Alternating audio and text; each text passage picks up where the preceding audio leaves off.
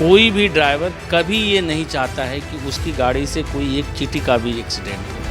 99% accident में ड्राइवरों की गलती नहीं रहती है, कोई अचानक आ जाए एक्सीडेंट हो जाता है कि लोग रोटी मिल जाए इसी को विकास समझते हैं। इस स्थिति में भारतीय जनता पार्टी देश को जिनके सामने रोटी का अभाव होता जा रहा है उनके वोट को खरीद करके ये सरकार। महिलाएं अब 12 बजे रात को भी निकल करके टहलेंगी तो कोई दिक्कत नहीं है। महिला अपराध में यूपी नंबर 1 हो गया। अपरोक्ष रूप से अब कहने को सिर्फ डेमोक्रेसी, करने में तो सब तानाशाही। देश की राष्ट्रपति आदिवासी महिला हैं, अगर वो आएंगी तो देश के सबसे संवैधानिक बड़े पद पर हैं। मोदी का सम्मान 22 तारीख के बाद भी रहेंगे।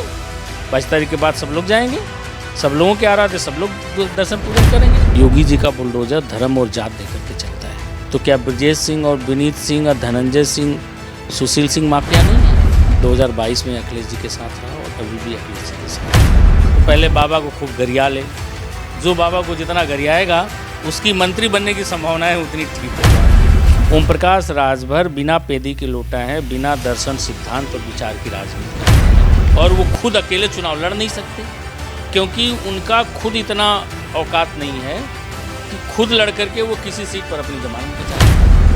आगामी लोकसभा चुनाव को देखते हुए तमाम पार्टियां और तमाम दल तरह तरह के वादे कर रहे हैं, तरह तरह के दावे कर रहे हैं और तमाम तरह की रणनीतियां तैयार की जा रही हैं। ऐसे में आज हमारे साथ मौजूद हैं जनवादी पार्टी के राष्ट्रीय अध्यक्ष संजय सिंह चौहान जी। तो चलिए उनसे जुड़ते हैं, चर्चा करते हैं 2024 इलेक्शन पे और अन्य मुद्दों पे।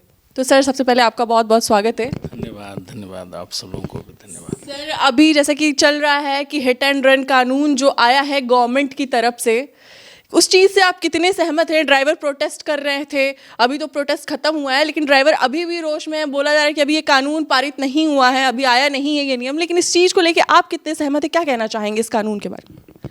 देखिए, भारतीय जनता पार्टी समाज के किसी वर्ग को नहीं छोड़ा है, सबको परेशान किया है। किसानों को 13 महीने रोड पर रखा और अब बेचारे जिनके कंधों पर सप्लाई का सारा भार है, कोई भी ड्राइवर कभी ये नहीं चाहता है कि उसकी गाड़ी से कोई एक चींटी का भी एक्सीडेंट हो। हमेशा 99% एक्सीडेंट में ड्राइवरों की गलती नहीं रहती है, कोई अचानक आ जाए एक्सीडेंट हो जाता है। अब ड्राइवर इतना कैसे धनवान हो जाएगा कि वो 7 लाख रुपया पेनाल्टी दे दे, 10 साल कारावास बिना गलती का करे। अगर 7 लाख रुपया उसको पेनाल्टी देने की औकात होती तो कोई ड्राइविंग करता। सरकार को हर बिंदु पर ध्यान रख करके इस कानून को बनाना चाहिए था और निश्चित तौर पर ये कानून ड्राइवरों के खिलाफ एक बड़ी ऐसी स्थिति खड़ा करेगा कि कोई ड्राइविंग भी करना पसंद नहीं करेगा और सबके लिए एक बड़ी समस्या खड़ी कर देगी। भारतीय जनता पार्टी एक पढ़े लिखे नौजवानों, किसानों, उसके बाद छोटे मझोले उद्योगपतियों, छोटे मोटे कारोबारियों, सबके सामने समस्या खड़ी कर रखी है और धीरे धीरे सबको निपटा रही है। और इसकी जो अपनी नीति है वो अगर और 2024 में आ गई तो इस देश में 2 वर्ग रह जाएगा, एक अमीर होगा, एक गरीब होगा, एक मजदूर होगा, एक मालिक होगा, और असमानता की खाई इतनी चौड़ी हो जाएगी कि लोग रोटी मिल जाए इसी को विकास समझने लगेंगे। इस स्थिति में भारतीय जनता पार्टी देश को लेकर के जा रही है। इनका कहना है सर, अभी जो विधानसभा चुनाव हुए हैं 5 राज्यों में, वहाँ पे जो 3 जगह पे बीजेपी जीती है भारी बहुमत से, वहाँ पे उन्होंने सबको मौका दिया है। तो सर, उस बारे में क्या कहना चाहेंगे? और फिर राम मंदिर जो बन रहा है, पहले हालांकि विधानसभा उस पर बात करते हैं, तो उस बारे में क्या कहना चाहेंगे? देखिए, भारतीय जनता पार्टी अपने काम पे चुनाव नहीं जीत रही है। Bharatiya Janata party election management से चुनाव जीत रही है। अब वो मैनेजमेंट ईवीएम का भी हो सकता है, वो मैनेजमेंट पैसे का भी हो सकता है। भारतीय जनता पार्टी की जो अर्थनीति है, उस नीति से अपने पास कुछ ऐसे इतने बड़े उद्योगपति खड़ा कर लिया है कि उनके पैसे का प्रयोग करके देहातों और गांवों और गली गलियारों में रहने वाले मतदाता जिनके सामने रोटी का अभाव होता जा रहा है, उनके वोट को खरीद करके ये सरकार बना रही है। मोदी की कौन सी गारंटी है जिस गारंटी पर मोदी जी वोट मांग लेंगे? दो बता रहे राम मंदिर बनवा दिए, राम मंदिर पे वोट मांग रहे हैं, राम मंदिर को लेके पूरी चर्चा हो रखी है। राम मंदिर से किन को रोजगार मिल जाएगा आप बताइए। 2 करोड़ रोजगार की गारंटी दे करके सरकार में आए थे। जिनके पास रोजगार था उनका रोजगार भी छीन लिया। शायद आपको नहीं पता होगा, अभी 3 महीने पहले 6000 होमगार्ड के जो नौजवानों को बिना कारण बताए उत्तर प्रदेश सरकार ने छांट दिया। ऐसे ही लगभग कई सारे विभाग और जो सरकार की अपनी इंडस्ट्रीज थी, जो अपना इंफ्रास्ट्रक्चर था, उनको बंद कर करके सरकार ने नौजवानों का रोजगार छीना है। रोजगार कहाँ दिया 2 करोड़ इसने? किसानों की आय दुगनी करने के नाम पर आई थी। किसान आज बेचारे इसलिए खेती कर रहे हैं कि उनके पास दूसरा कोई काम नहीं है। अगर उनके पास विकल्प होता तो वो खेती नहीं करते। मोदी जी की गारंटी थी हम शिक्षा को सुलभ करेंगे, हर गरीब तक के लोगों को शिक्षा की व्यवस्था पहुंचाएंगे। और शिक्षा आपने इतनी महंगी कर दिया कि अब गरीब का व्यक्ति डॉक्टर और इंजीनियर बनने का सपना छोड़ दिया है। गरीब परिवार का लड़का, आप 1 नेशन 1 इलेक्शंस की बात करते हो, आपके दिमाग में कब आएगा 1 नेशन 1 एजुकेशन? तो मोदी जी की कोई ऐसी गारंटी नहीं है। महिला इस प्रदेश सरकार में, यूपी की अगर हम बात करें तो जितना अपराध इस सरकार में बढ़ा है उतना अपराध कभी नहीं रहा है। महिलाओं के प्रति जितना अपराध इस सरकार में बढ़ा है कभी नहीं रहा है। और आप कह रहे हो कि हम देश से गुंडागर्दी और को ख़त्म कर दिए, लोगों का भय ख़त्म कर दिए, महिलाएं अब 12 बजे रात को भी निकल करके टहलेंगी तो कोई दिक्कत नहीं है। महिला अपराध में यूपी नंबर 1 हो गया। तो ऐसा कोई काम बीजेपी ने नहीं किया है। अब आप राम मंदिर की बात कर रहे हैं। भगवान राम का मंदिर बने, वो हमारे भी आस्था का विषय है, वो हमारे लिए भी आदर्श है। और भगवान राम का जीवन हमारे लिए आदर्श है और अनुकरणीय है। और राम सबके हैं। अभी मंदिर का उद्घाटन होने जा रहा है। वो राम मंदिर के कार्यक्रम का उद्घाटन है कि वो भाजपा का एक इवेंट है? भारतीय जनता पार्टी ने अपना पूरा चुनावी कार्यक्रम बना दिया उसको। और भगवान राम के अलावा इनके पास कोई दूसरा काम नहीं है जिस काम के दम पर जनता से वोट मांग सके। जब अंधवाद, पाखंडवाद और धार्मिक उन्माद जो सरकार बढ़ाती है, यह मान लेना चाहिए कि उसके पीठ पीछे सरकार कोई बड़ा साजिश देश के साथ कर रही है। देश के बेरोजगारों के खिलाफ कर रही है, देश के छोटे मझोले उद्योगपतियों के साथ कर रही है। इसकी आड़ में देश को पूरी तरह से फांसीवादी और पूंजीवादी बनाने की तरफ बढ़ गई है भारतीय जनता पार्टी। और अपरोक्ष रूप से अब कहने को सिर्फ डेमोक्रेसी है, करने में तो सब तानाशाही हो गया है। तो राम मंदिर बन रहा है, हम इसका स्वागत कर रहे हैं, उद्घाटन हो रहा है, स्वागत कर रहे हैं। लेकिन सिर्फ धार्मिक उन्माद के सहारे आप नौजवानों को रोजगार नहीं दे सकते। सर, बात कर रहे हैं राम मंदिर की, तो एक और चीज़ है कि राष्ट्रपति को अभी तक बुलाया नहीं गया है। क्या कहना चाहेंगे इस बारे में? आप कैसी बात कर रहे हैं? भारतीय जनता पार्टी सामंतवादी पार्टी है। भेदभाव और पक्षपात, जातिवाद बढ़ाने वाली पार्टी है। देश की राष्ट्रपति आदिवासी महिला हैं। उन्हें कैसे बर्दाश्त कर पाएगी भारतीय जनता पार्टी की वो मंदिर में प्रवेश करें और भगवान राम के मंदिर के उद्घाटन कार्यक्रम में वो उपस्थित रहें? अगर वो आएंगी तो देश का सबसे संवैधानिक बड़े पद पर हैं, मोदी का सम्मान घट जाएगा, वहाँ के पंडे और पुजारियों का सम्मान घट जाएगा। उन्हें सम्मान देना पड़ेगा, उन्हें उनका आदर करना पड़ेगा। आप राम मंदिर की बात कर रहे हैं, देश का सब लोकतंत्र, देश में डेमोक्रेसी है, लोकतंत्र के सबसे बड़े मंदिर का उद्घाटन हुआ, वहाँ पर राष्ट्रपति को नहीं बुलाया गया क्योंकि वो अछूत हैं, वो आदिवासी हैं।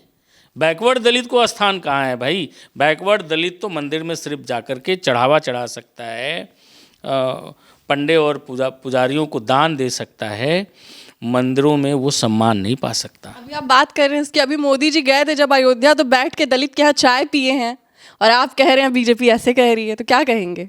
मोदी जी गए थे ना दलित के यहाँ चाय पीने, एक दलित को बुला करके चाय पिलाए ना, ये तो दिखावा है, ये तो वोट की राजनीति है। जहाँ असल सम्मान देने की बात आएगी वहाँ कहाँ दिखता है? भारतीय जनता पार्टी और आरएसएस की सोच और समझ में ही पिछड़ा दलित नहीं है, कैसे पिछड़े और दलित वर्ग के लोगों को वो सम्मान देंगे बुला करके? चाहे वो राष्ट्रपति नहीं, देश के और बड़े पद पर हो जाए। राष्ट्रपति से भी बड़ा पद शंकराचार्य है, बना रखा है इन लोगों ने शंकराचार्य का। और शंकराचार्य पीढ़ी दर पीढ़ी होगा, उसमें कोई कंपटीशन नहीं, एक जात एक वर्ग के लोग होंगे। तो भारतीय जनता पार्टी एक तरफ कह रही है कि हम राम मंदिर के उद्घाटन में बहुत सारे लोग नहीं आ रहे हैं। कैसे आएंगे भाई? बीजेपी के कार्यक्रम में कौन जाएगा विपक्ष का नेता? आप बताइए। आप उसे भाजपा का इवेंट बना दिए और कह रहे हैं कि विपक्षी लोग भगवान राम के खिलाफ हैं इसलिए नहीं आ रहे हैं। वो तो कह रहे राम सबके हैं तो सबको बुलावे की क्या जरूरत है? अगर राम सबके हैं तो सबको श्रद्धा भाव से आना चाहिए। तो जाएंगे ही।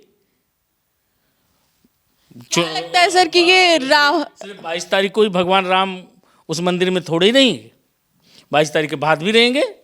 22 तारीख के बाद सब लोग जाएंगे, सब लोगों के आराध्य सब लोग दर्शन पूजन करेंगे। 22 के बाद ही क्यों? 22 को क्यों नहीं? 22 को अगर प्राण प्रतिष्ठा है तो 22 को क्यों नहीं? 22 को बीजेपी का वो इवेंट है, भारतीय जनता पार्टी का वो कार्यक्रम है। और भारतीय जनता पार्टी ने अपना पूरा चुनावी कार्यक्रम बना रखा है। भारतीय जनता पार्टी ने उत्तर प्रदेश के हर बूथ से 2-2, 4-4 लोगों को राम मंदिर के उद्घाटन में बुला रही है। ये भाजपा का इवेंट नहीं है। भाजपा के कार्यक्रम में समाजवादी पार्टी के लोग, बसपा के लोग, कांग्रेस के लोग क्यों जाएंगे? जनवादी के लोग क्यों जाएंगे? जाएंगे हम लोग 22 तारीख के बाद भगवान राम स्थापित हो जाएंगे, उसके बाद जाएंगे, दर्शन करेंगे। अभी आप एक बात बोले सर कि बीजेपी के राज में बहुत ज़्यादा क्राइम बढ़ा है। उनका कहना है कि जब से बीजेपी की गवर्नमेंट आई है तब से तो पूरे माफिया का सफाया हो गया, क्राइम खत्म हो गया। क्या कहेंगे इस बारे में? योगी जी के बुलडोजर की दिशा का कभी आपने अध्ययन किया है कि योगी जी का बुलडोजर किस पर चलता है? योगी जी का बुलडोजर धर्म और जात देकर के चलता है। अतीक अहमद और मुख्तार अंसारी माफिया हैं, तो क्या ब्रजेश सिंह और विनीत सिंह और धनंजय सिंह, सुशील सिंह माफिया नहीं हैं? ये लोग क्या संपत्ति पैदा होते हुए सब लेकर के संपत्ति, इतना बड़ा साम्राज्य लेकर के पैदा हुए थे? ये लोगों की भी तो संपत्ति माफियागिरी से ही बनी हुई है। इनके घर पर और इनके संपत्ति पर कोई बुलडोजर क्यों नहीं चला? क्योंकि ये बाबा के जात के लोग हैं, ये मुख्यमंत्री के जी के बिरादरी के लोग हैं, इसलिए उन पर बुलडोज़र नहीं चलेगा। बाबा जी का बुलडोज़र सिर्फ एक जात और एक वर्ग को दिखाने के लिए है। और बीजेपी की नीति सिर्फ हिंदुत्व और को मजबूत करने की है। बीजेपी एक परसेप्शन पैदा कर रही है देश में कि बीजेपी है तो हिंदू है, बीजेपी है तो हिंदुत्व है, बीजेपी है तो सनातन संस्कृति है। और बीजेपी की सरकार नहीं थी, सदियों इस देश पर, सदियों तक इस देश पर मुगलों का साम्राज्य रहा, तो क्या हमारी सनातन संस्कृति नष्ट हो गई? क्या हमारा हिंदू और हमारा हिंदू धर्म खत्म हो गया? ये परसेप्शन पैदा करके ये सिर्फ वोट की राजनीति है और कुछ नहीं। सर, आगामी लोकसभा चुनाव नज़दीक है, ऐसे में क्या कहना चाहेंगे? क्या रणनीति तय करके रखी है, कुछ उस बारे में बताइए। देखिए, जनवादी पार्टी लंबे दौर से 2019 के लोकसभा के चुनाव से ही हम अखिलेश यादव जी के साथ गठबंधन में हैं। 2019 के लोकसभा का चुनाव भी गठबंधन से लड़े। मैं खुद लड़ा चंदौली लोकसभा सीट से, मुझे ज़बरदस्ती चुनाव 10,000 वोट से हराया गया। 2022 में अखिलेश जी के साथ रहा और अभी भी अखिलेश जी के साथ हूँ। और हमारी पार्टी का अपना एक स्पष्ट रणनीति है। हमारा गठबंधन अखिलेश जी से है। 2024 का लोकसभा का चुनाव भी हम उत्तर प्रदेश में अखिलेश जी के साथ मिलकर के लड़ेंगे और बिहार में सभी लोकसभा सीटों पर हमारी पार्टी चुनाव लड़ रही है, वहाँ हम किसी से गठबंधन नहीं कर रहे हैं। जैसे कि मंत्रिमंडल विस्तार की चर्चाएं तेज हैं, ऐसे में क्या कहेंगे, कब हो सकता है मंत्रिमंडल? देखिए, मंत्रिमंडल का विस्तार सुनने में आ रहा है कि 14 जनवरी के बाद उत्तर प्रदेश सरकार करेगी। और यदि योगी जी मंत्रिमंडल का विस्तार करते हैं और मुख्तार ओम प्रकाश राजभर को मंत्री बनाते हैं, तो यह मान लिया जाएगा कि योगी जी अब मुख्तार अंसारी से समझौता कर लिए हैं। क्योंकि ओम प्रकाश राजभर के एक पॉकेट में मुख्तार अंसारी हैं तो दूसरे पॉकेट में ब्रजेश सिंह है। तो बाबा का यह मान लिया जाएगा कि बाबा अब 2024 के लोकसभा का चुनाव इन लोगों को ले करके लड़ना चाह रहे हैं। और बाबा का जो ये बुलडोज़र वाली पॉलिटिक्स थी वो सिर्फ दिखावे की थी। सर, इतने दिन से हो रहा है कि ओपी राजभर अब मंत्री बना दिए जाएंगे, तब मंत्री बना दिए जाएंगे, क्या लगता है मंत्री बनेंगे भी कि नहीं? दारा सिंह और ओपी राजभर बनाए जाएंगे भी कि नहीं? देखिए, अगर जहाँ तक मेरा समझ कहती है कि योगी जी वही करेंगे जो केंद्र चाहेगा, और अगर बाबा जी ओम प्रकाश राजभर को बना देते हैं तो फिर एक पद्धति उत्तर प्रदेश की राजनीति में हो जाएगी कि अगर आप किसी भी गठबंधन के दल को अगर मंत्री बनना है तो पहले बाबा को खूब गरिया ले, जो बाबा को जितना गरियाएगा उसकी मंत्री बनने की संभावनाएं उतनी ठीक हो जाएंगी, भाजपा में रह कर के भी और भाजपा से गठबंधन करके भी। जिसके साथ जितने गुंडे माफिया रहेंगे उसकी संभावना उतनी ज़्यादा रहेगी कि वो मंत्री बनेगा बाबा के मंत्रिमंडल। एक सवाल और है मेरा कि अगर ओपी राजभर को मंत्री नहीं बनाया जाता है तो क्या लगता है गठबंधन से नाता तोड़ लेंगे, वापस से आ जाएंगे इंडिया गठबंधन में? ओम प्रकाश राजभर के पास कोई रास्ता नहीं है, वो मंत्री नहीं भी बनाएंगे तब भी ओम प्रकाश राजभर जी की मजबूरी है कि वो भारतीय जनता पार्टी के साथ रहेंगे। बाकी उनके पास दूसरा रास्ता क्या है, आप बताइए। ओम प्रकाश राजभर बिना पेदी के लोटा है, बिना दर्शन, सिद्धांत और विचार की राजनीति करते हैं और सबको गाली दे लिए हैं, और जिस थाली में खाते हैं उसी थाली में छेद करते हैं। अखिलेश यादव जी के साथ रह करके इतना सम्मान पाए, इतना सीटें अखिलेश यादव जी ने उन्हें विधानसभा में दिया, अब उनको गरियाया उन्होंने, उनके नहीं हुए तो वो किसके हो सकते हैं? तो इधर पीछे वो आ नहीं सकते। अब उन्हें भाजपा के साथ चले गए हैं तो भाजपा चाहे बनाए या ना बनाए, भाजपा के साथ उन्हें रहना पड़ेगा और कोई दूसरा चारा नहीं है उनके पास। और वो खुद अकेले चुनाव लड़ नहीं सकते क्योंकि उनका खुद इतना औकात नहीं है कि खुद लड़ करके वो किसी सीट पर अपनी जमानत बचा लेंगे। तो स्वाभाविक है कि वो मंत्रिमंडल विस्तार हो या ना हो, मंत्री बने या ना बने, वो बीजेपी के साथ ही रहेंगे। तो ये थे हमारे साथ जनवादी पार्टी के राष्ट्रीय अध्यक्ष जिन्होंने साफ तौर पर सारी चीज़ें बता दी हैं और बता दिया है कि ये अखिलेश जी के साथ ही गठबंधन में चुनाव लड़ेंगे। कैमरा पर्सन विवेक के साथ मैं अंजलि सिंह।